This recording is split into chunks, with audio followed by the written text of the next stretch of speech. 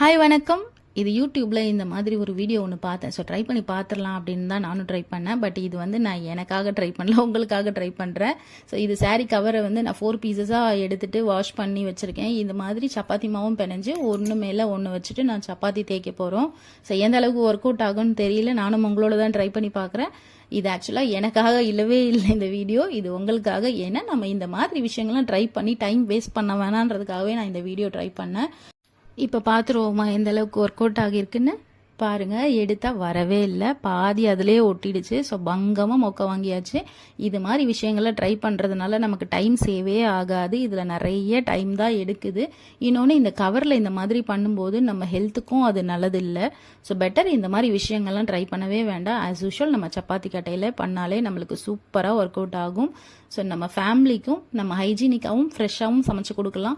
So ஃபேமிலியை பார்த்துக்கலாம், நல்லாவே பார்த்துக்கலாம். நெக்ஸ்ட் வீடியோவில் வேறொரு டாப்பிக்கோட உங்களை வந்து நான் பார்க்குறேன். அது வரைக்கும் பேசும் நிலாக்காக காத்திருங்கள். டாடா.